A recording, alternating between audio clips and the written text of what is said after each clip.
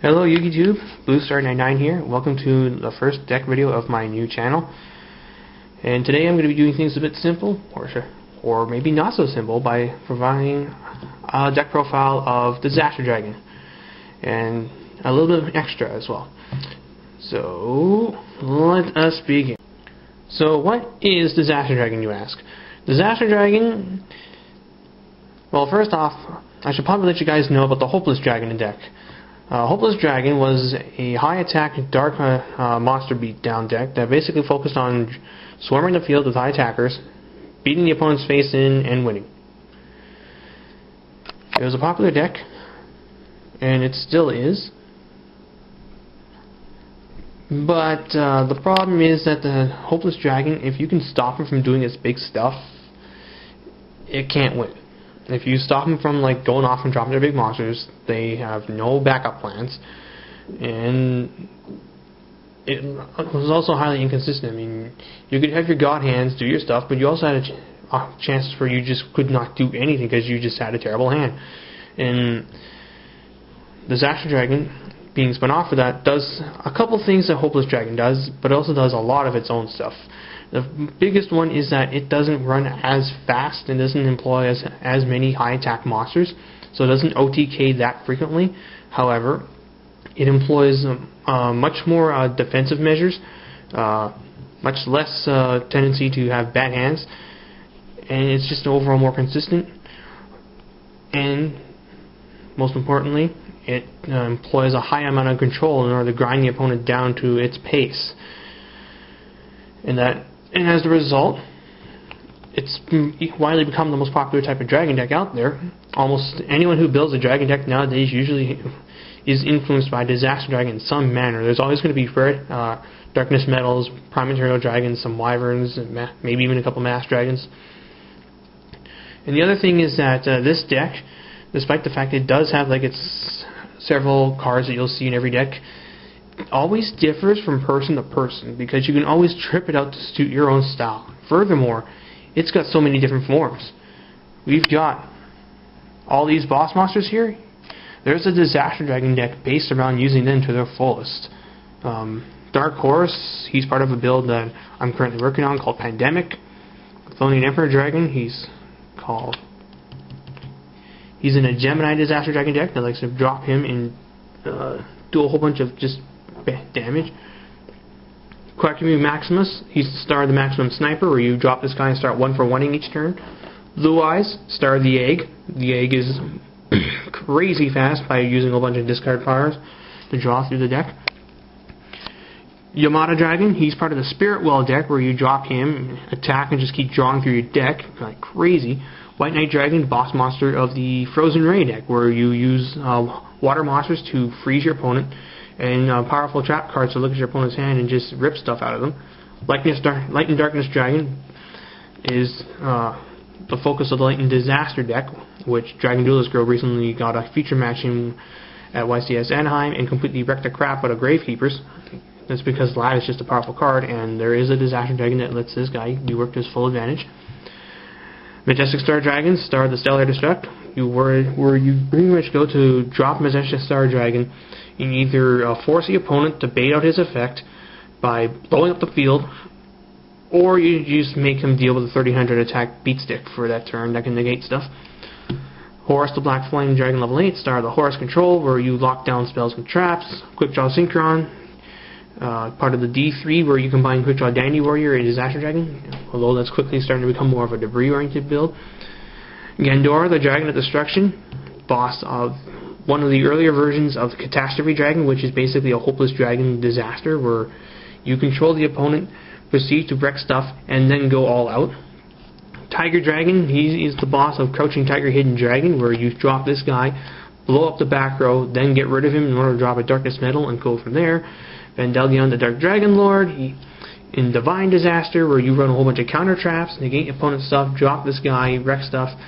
Dragoonian Armor Leviathan, he is star of the Category 5 deck that Coach just recently posted, where you're using Spiritual Wind Arts to spin stuff, along with a nice little mixture of Dragoonies in order to do their stuff. And then lastly, my own personal favorite guy, Red Eyes Black Dragon, boss monster of Koku Endan, which is of course Disaster Dragon plus Bird. all these variants, plus other variants that people like to come up with, like a fusion disaster. I already mentioned the breed disaster.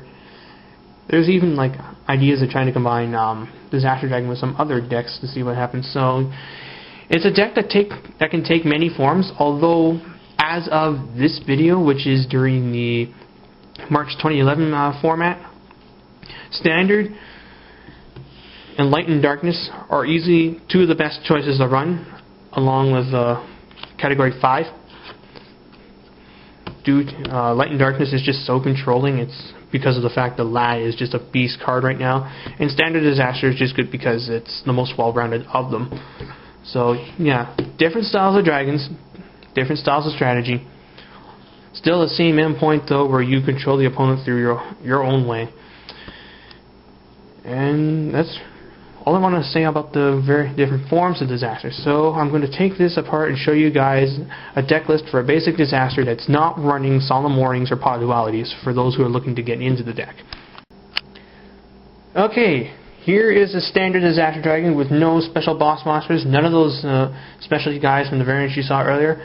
I'm going to go over the deck list and then tell you guys along the way key things that make Disaster Dragon tick. First up, 3 Red Eyes Darkness Metal Dragons. A level 10 dragon, 2400 attack, 2400 defense. You can remove any face-up dragon from your field from play in order to special summon this guy from the hand. Once per turn, you can special summon a dragon from your hand or graveyard, other than himself.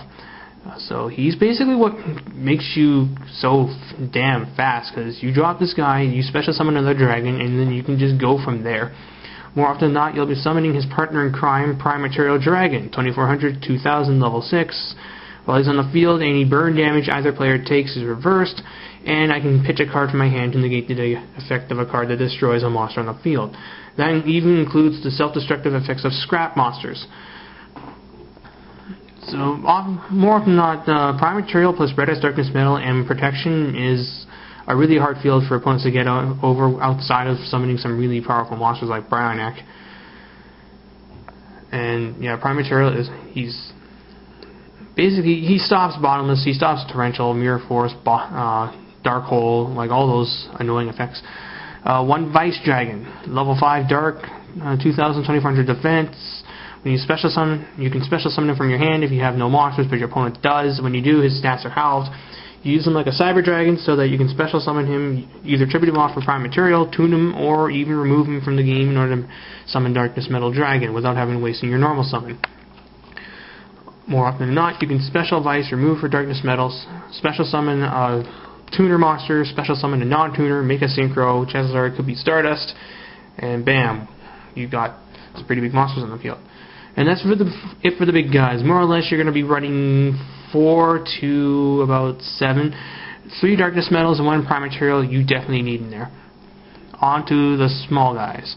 3 Mass Dragons. When it dies by battle, you can fetch out any level, or rather any dragon with 1500 attack or less from the deck out. So you can fetch himself, the tuners, the other utility guys.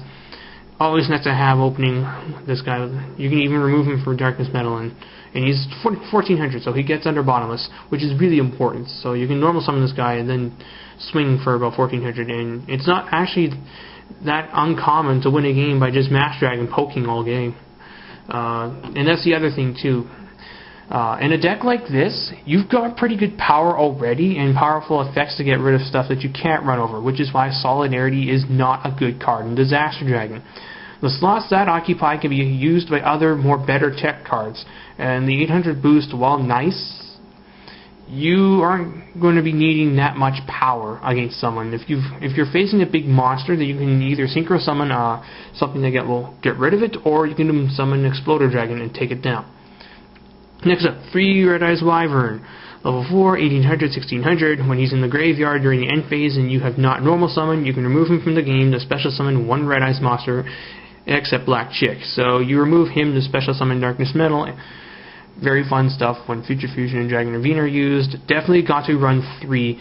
I've seen people run 2 because they don't like the idea of drawing into them, but if you've already drawn one Wyvern already, then that you only have one other in the deck to dump with Future Fusion and Ravine. At least when you open with 1 and you have 2 more in the deck, you've got more options. Furthermore, he's good discard fodder for your other stuff, so you have even more reason to run 3 now. And 1800 attack is still nothing to sneeze at. You can swing with this guy a couple times to do damage. Mirage Dragon, 2 of them.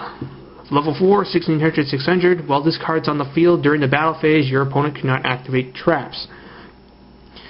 This basically shuts off Mirror Force and Dimensional Prison. Dimensional Prison especially because that card's being run everywhere now, so you can use this guy during the battle phase to shut down Dimensional Prison, Wabaku, Magic Cylinder, like all those annoying trap cards that stop your attacks.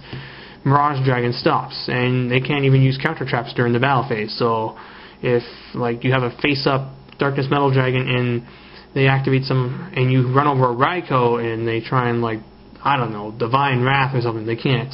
I know, it's a really odd situation, but I'm just listing stuff here. 1 Quackimiru Drago, number of these depends on player's choice. Level 4, 1900, 1600, he's your biggest level 4 beat stick, and while he's on the field, light and darks cannot be special summoned from either player. And no, you cannot remove this guy from the game to special summon Red Eyes Darkness Metal Dragon. His effect is always in play. You have to meet the conditions of this card before you can do anything else. So if you've got a Darkness Metal in hand, you can't special summon it because Light and Darks cannot be special summoned. And that's something to remember, especially if someone tries to say, oh no, Rivalry of the Warlords is out, well, I'm sending my monsters out the field, then I can synchro summon something different. No.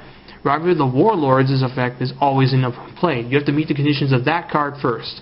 If you can do that bullshit while Rivalry of the Warlords is up, then you can do the Luxac thing and just remove for Darkness Metal. So, yeah, if you want to cheat that way, then technically speaking, we are allowed to cheat that way too, but we're not because we're nice guys.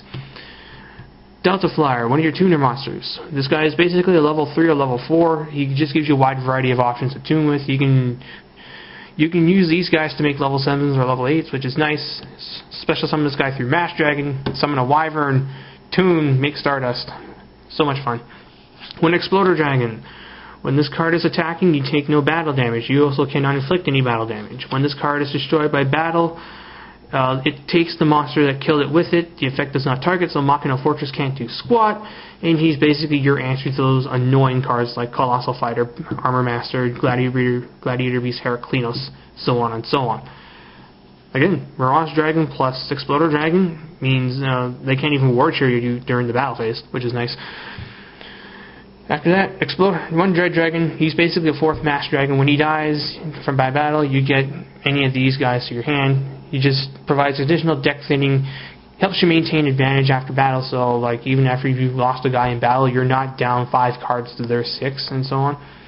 And he's a level 2 tuner, so you can tune him with Prime Material and Vice Dragon for Stardust Dragon and Black Rose, respectively. And then lastly, Totem Dragon. When this card is in the graveyard, and your graveyard is only dragons, and it's your standby phase, and you control no monsters, you can special summon this card to the field. He's just like Treeborn Frog in that matter, so you can use him to get around Royal Oppression, and you can use him to take Latent Darkness Dragon down from max attack to nothing. And his second effect is you can tribute this guy and count him as 2 monsters towards the advanced summon of a high level dragon monster, like Latent Darkness Dragon and Red Eyes Darkness Metal Dragon. Of course, you can also just remove it from the game to special summon this guy, special summon another monster, and normal summon another monster.